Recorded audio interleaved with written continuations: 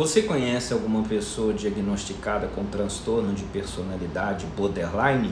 E você, já recebeu alguma vez esse diagnóstico? Vem que eu te explico. Olá, meu nome é Rodrigo, sou psicólogo e trabalho com psicanálise. A meu ver, o borderline é um dos diagnósticos mais difíceis de serem elaborados. Requer muita dúvida, requer muita calma e observação por meses. Acredito que junto com o transtorno afetivo de bipolaridade, o transtorno borderline seja um dos diagnósticos mais na moda na atualidade e por isso mesmo está sendo muito mal diagnosticado. O borderline apresentará mudanças frequentes de humor, impulsividade e instabilidade nas emoções e nos relacionamentos. A pessoa com esse diagnóstico apresenta um medo absurdo e intenso de abandono, mas é um medo absurdo mesmo, algo que foge ao controle racional. Percebe?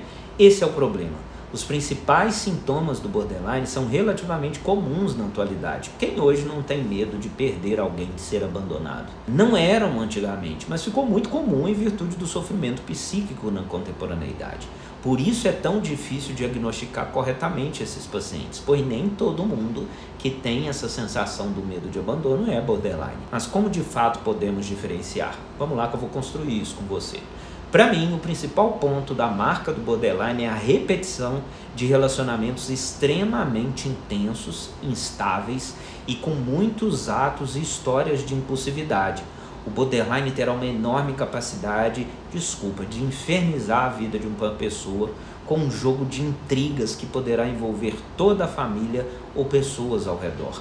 Isso acontece com o paciente ainda sem tratamento, tá ok? Porque em tratamento é possível controlar isso. Para a psiquiatria, só se encerra o diagnóstico de borderline depois de ter confirmado 9 tipos de sintomas no paciente. Observou isso? Isso é necessário para descartar o transtorno de afetividade, o transtorno afetivo de bipolaridade. Ou o paciente está nessa situação por abuso de substâncias ilícitas, o que também é muito comum. Percebe o que procura o negócio? Por isso é tão difícil esse diagnóstico. Os principais sintomas do borderline são lá: um esforço desesperado para evitar algum episódio de abandono real ou até mesmo imaginado. Relacionamentos interpessoais instáveis e intensos, com muita dificuldade de ter um dia sequer que seja tranquilo. Isso é repetido por anos. Isso não acontece uma ou duas vezes, acontece por muitas vezes. Outro ponto muito forte no borderline é uma perturbação grave de sua autoimagem e percepção de si mesmo. Em alguns momentos ele tem imaginações e cogitações de grandezas e outros de baixa autoestima, mas de uma maneira sempre muito exacerbada, sempre muito à flor da pele. Cada movimentação do borderline, ele movimenta uma série de coisas ao redor dele. Esse tipo de sujeito, ele é muito impulsivo, autodestrutivo em gastos excessivos.